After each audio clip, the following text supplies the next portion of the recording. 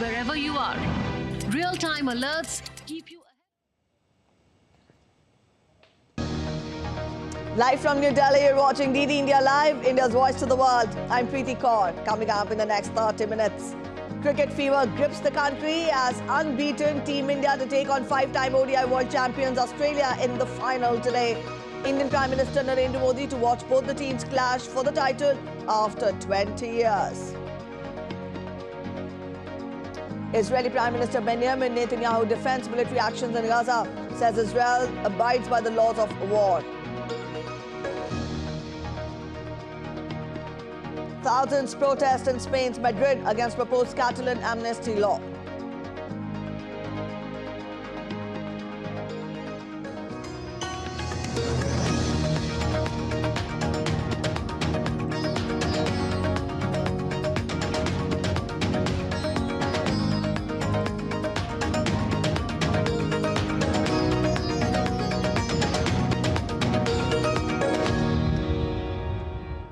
Let's get to the biggest news of the day. India storms into the World Cup 2023 final with a thrilling 70-run victory over New Zealand at Wankhede Stadium in Mumbai.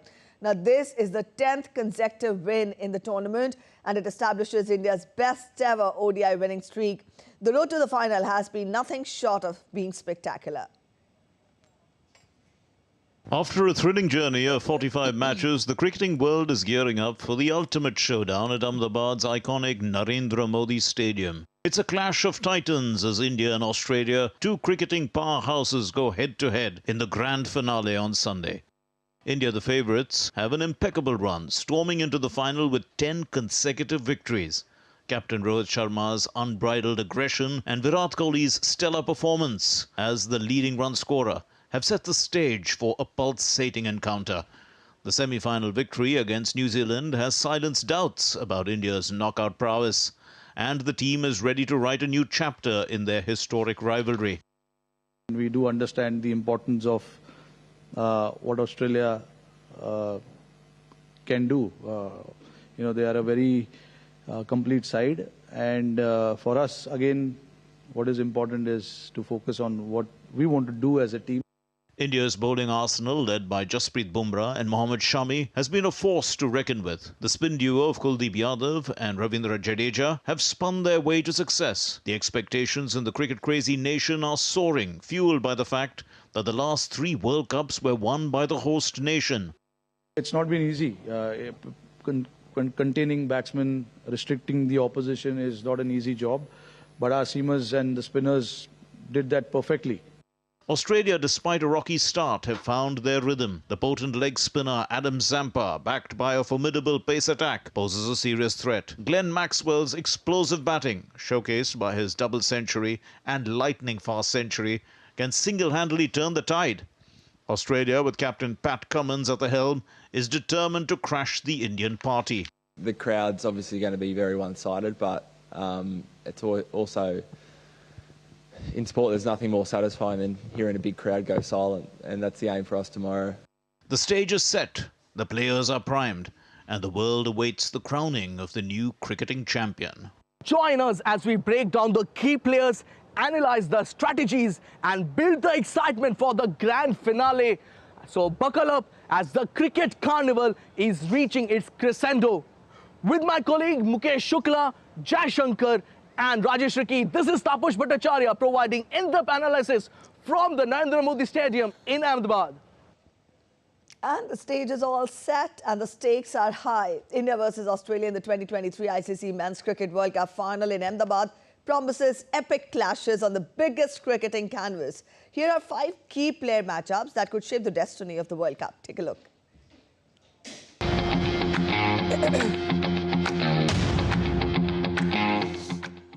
Get ready for the cricket showdown of the year as India and Australia lock horns in the 2023 ICC Men's Cricket World Cup final in Ahmedabad. The stage is set and key individual batters are poised to shape the destiny of the coveted trophy. First up, Josh Hazlewood versus Virat Kohli. With Kohli's scintillating form and Hazlewood's knack for dismissing him, this face-off could determine India's middle order strength. Next, the power play duel. Rohit Sharma takes on Mitchell Starc. Sharma's early impact in the first 10 over has been a game changer for India. But can Stark halt his onslaught and give Australia an edge? In the spin challenge, it's Glenn Maxwell versus Kuldeep Yadav. Maxwell's aggressive style meets Yadav's spin mastery, adding an unpredictable twist to the encounter. Will Maxwell conquer or fall victim to the turn? The battle of the mind unfolds with Steve Smith facing Ravindra Jadeja. Jadeja has had Smith's number in recent encounter, but Smith's impressive ODI record against Jadeja adds a layer of intrigue. Who will emerge victorious in this strategic clash? And finally, the fury-paced duel. Mohammad Shami targets David Warner.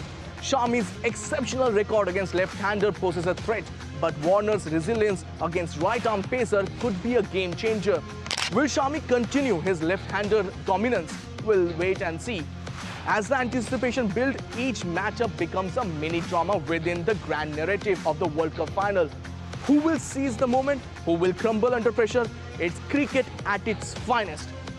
But don't miss a moment of the action. With camera person Jai Shankar, this is Taposh Bhattacharya signing off from the Narendra Modi Stadium in Ahmedabad for DD India.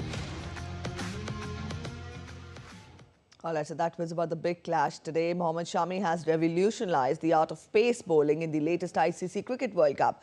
His exceptional skills were showcased with remarkable 7-wicket performance against New Zealand, solidifying his ODI prowess. He has cemented his place as the new Sultan of Seam. Watch this special report by Taposh Bhattacharya from Ahmedabad.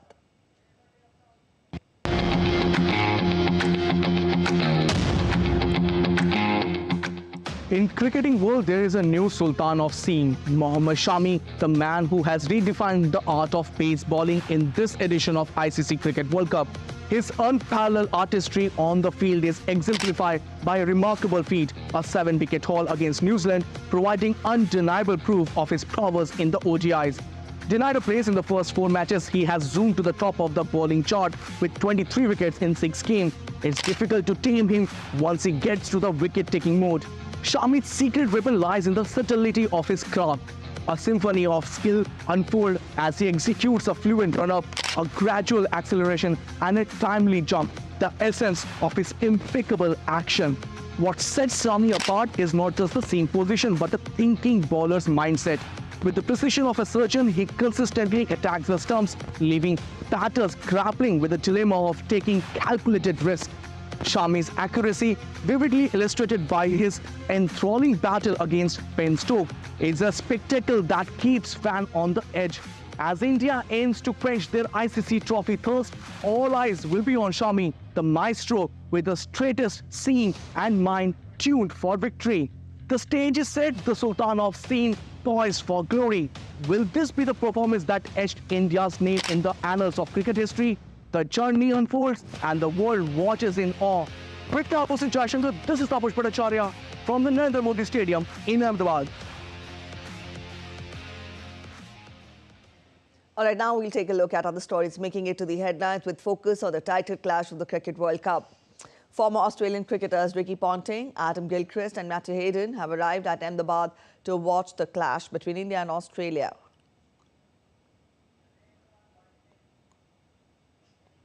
In view of the extra rush ahead of the much-anticipated Cricket World Cup final, 11 special Vande Bharat trains will run from India's Mumbai to Ahmedabad.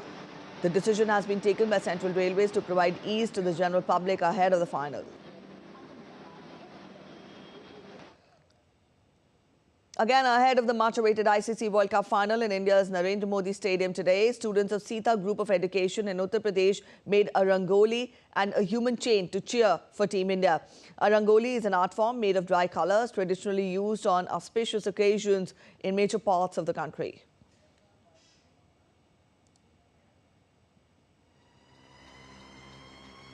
For the first time ever, 9 Hawks from the Indian Air Force's aerobatic team Surya Kiran will enthrall fans with a vertical air show over Narendra Modi Stadium in sync with music that pays tribute to the new India. The flights will take off from Ahmedabad Airport.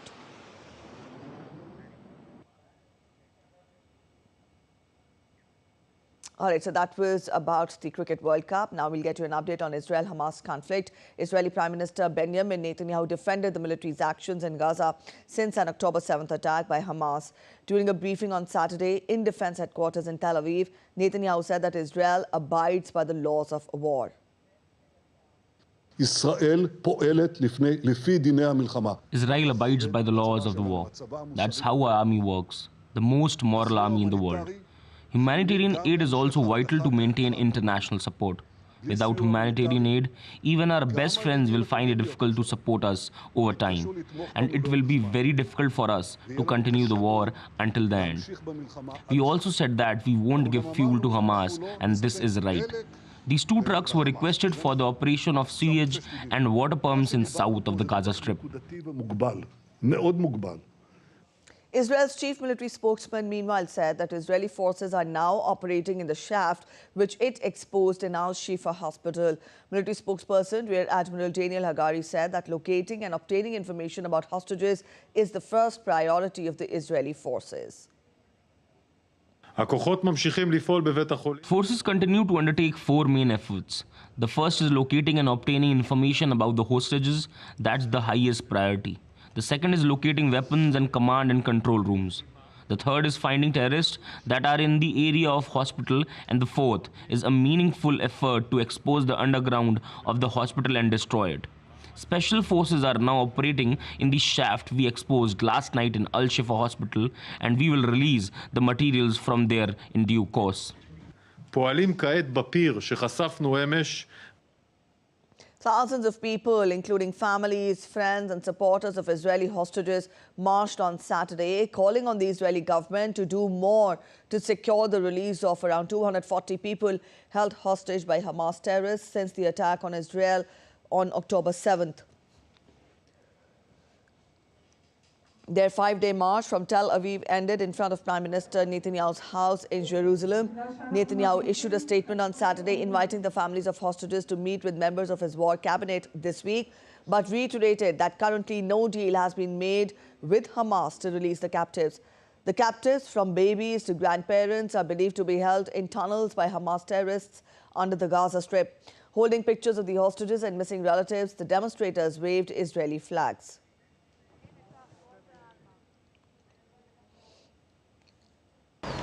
We are marching today. It's the 5th day, the last day of this march.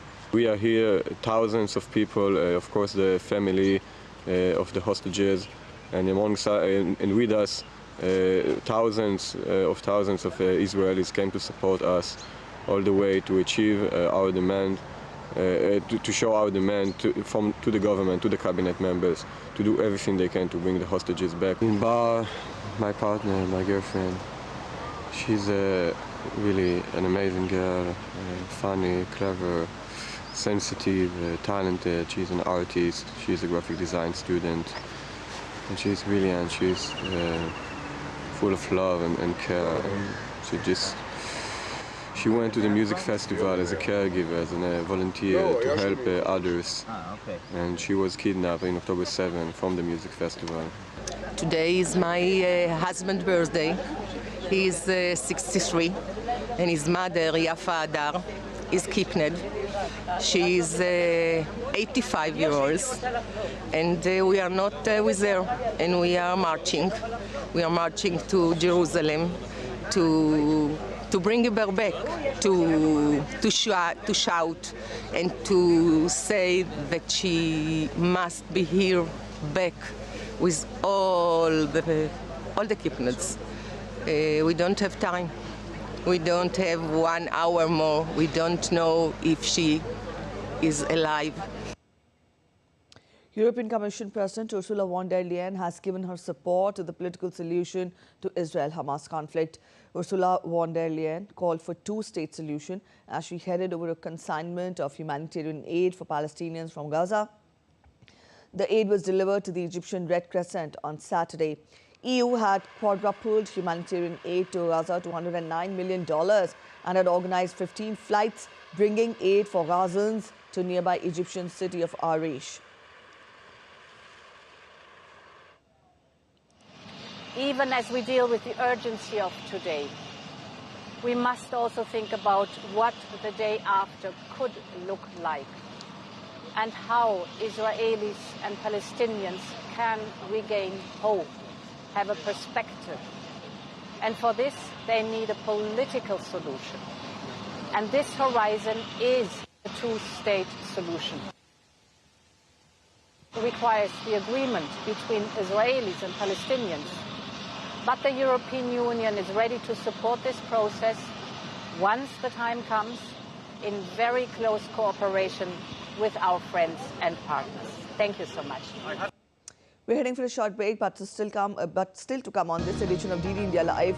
Efforts to evacuate trapped tunnel workers intensify.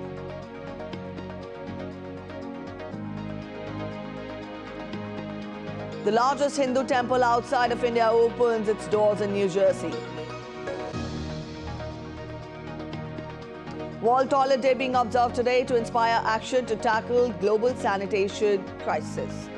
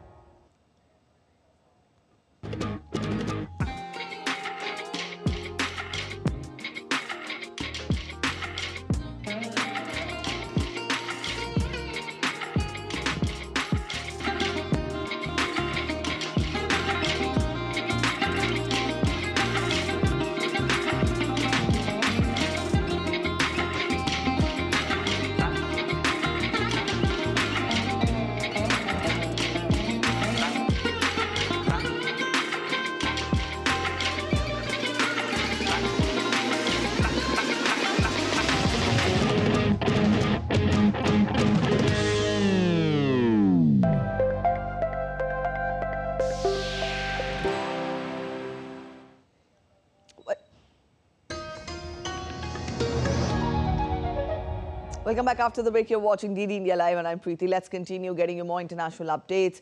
In the latest series of protests, thousands of people marched through Madrid on Saturday against an amnesty law with Spain's socialists agreed over Catalonia's 2017 separatist bid in order to form a government. Madrid also witnessed clashes between protesters and riot police.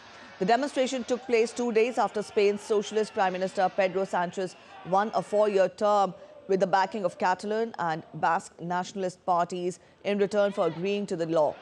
Sanchez has defended the law, saying an amnesty would help to diffuse tensions in Catalonia. In a survey in Metroscopia in mid-September, around 70% of the respondents said that they were against the idea of an amnesty. 59% of them were socialist supporters. The independence referendum was declared illegal by the courts and resulted in Spain's worst political crisis for decades.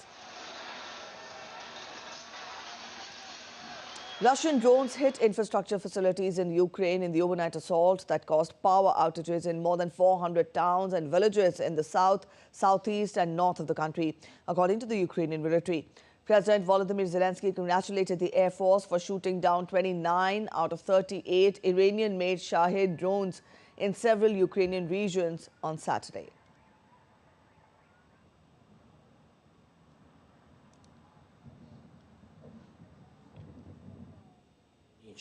Over the past night, almost 30 Shahed drones were destroyed in our sky. I thank all soldiers of mobile fire groups, aviation, of our Air Force and anti-aircraft missile forces. Your accuracy, guys, literally means life for Ukraine. The closer we are to the winter, the more Russians will try to make the strikes more powerful. President Volodymyr Zelensky has sanctioned 37 Russian groups and 108 people, including a former prime minister and a former education minister, and said that he aimed to fight wartime abductions of children from Ukraine and other Russian terror.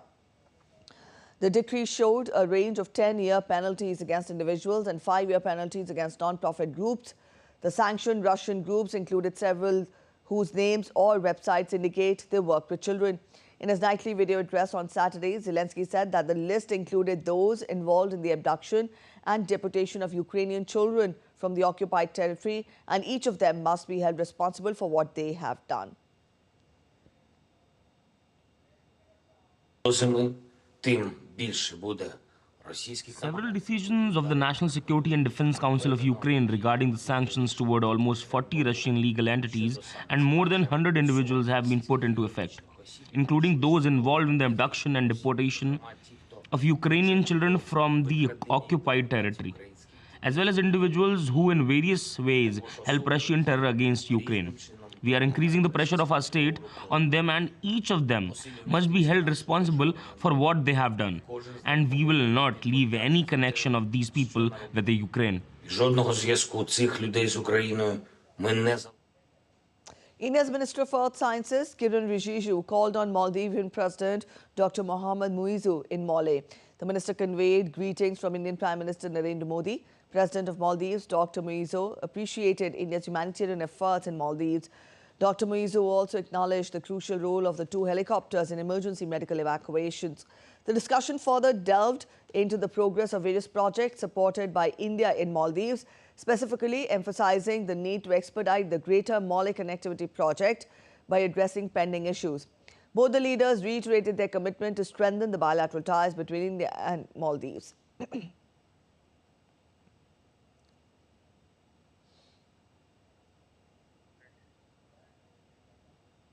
India is a global agricultural powerhouse, but the challenges facing the sector are also immense. Small land holdings, market access, impact of climate change, among others, are the challenges. In the new episode of Changemakers, we'll meet innovators who are helping mitigate these hurdles to make agriculture sustainable for farmers and the planet. So we call our solution the greenhouse in a box, which is basically a greenhouse is not rocket science. The same way we protect ourselves as human beings from the elements by having a house, you can build a house for plants. But obviously it can't be the same house we have because plants need light, they need air, they need pollination, all of that. So a greenhouse is a steel structure covered by different kinds of covering materials, which helps protect crops from different kind of external risks. So we have pest netting, which reduces pest attacks. We have polyethylene sheets, which reduce from extreme rain. We have shade netting, which reduces the heat in the summer. And we have drip irrigation, which makes farmers use lesser water. So, but greenhouses are not new. I mean, they've been around for decades, if not centuries. So what we do is we've made a modular, low-cost greenhouse for smallholder farmers. It's like a doctor without a stethoscope. So farmers are already doctors. What they really need is a stethoscope, and that is exactly what they don't have today. They are not able to measure what their crop, or they're not able to understand in very precisely what their crop really needs, and that's where most of the farmers fail. That's where I failed, and that realization helped me create create this technology to better understand how or what your crop really needs, and in what quantity, in what manner, and when, and that's how Fasal was created. All right, we'll learn more about the transformative work of Kheti and Fasal in the brand new episode of Changemakers today at 8 p.m. IST and 2:30 p.m. GMT. In more news, relief and rescue operations continue in northern Indian state of Uttarakhand for the 8th consecutive day today to rescue 40 workers trapped in the under-construction tunnel in Uttarkashi. The administration is in constant touch with the people trapped in the tunnel under construction, and all the workers are safe. The Prime Minister's office is also monitoring the situation and is in constant touch with the state government.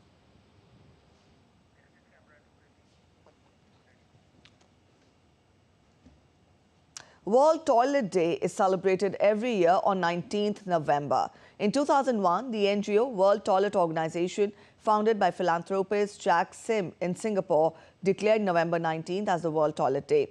This year, the theme of the day is accelerating change. See the special report by our correspondent Siddharth Bhardwaj. क्या हमारी मां बहनों को इज्जत के लिए हम कम से कम शौचालय का प्रबंध नहीं कर सकते हैं?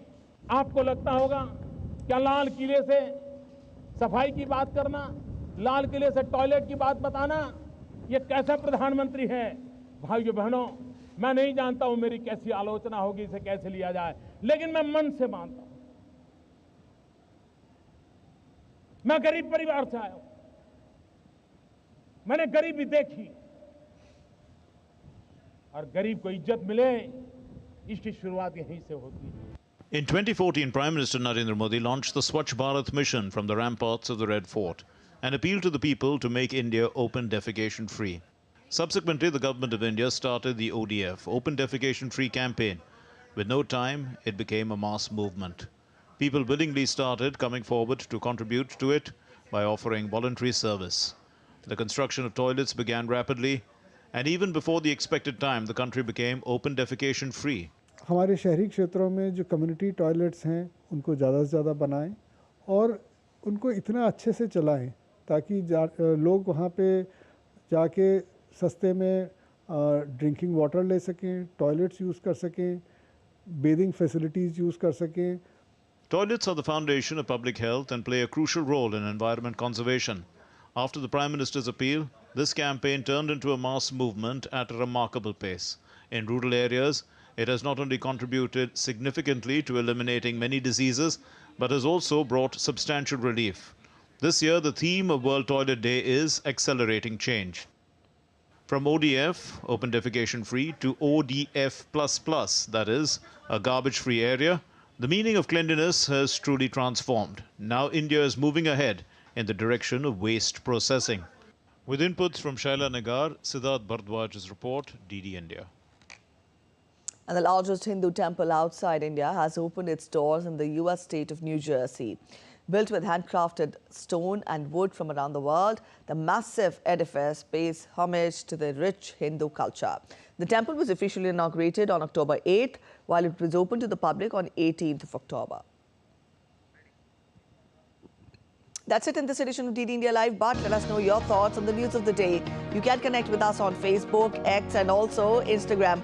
We'll be back with more news as it develops here on DD India. I'm Preeti Kaur signing off, and from all of us here in Delhi, thanks for watching DD India Live.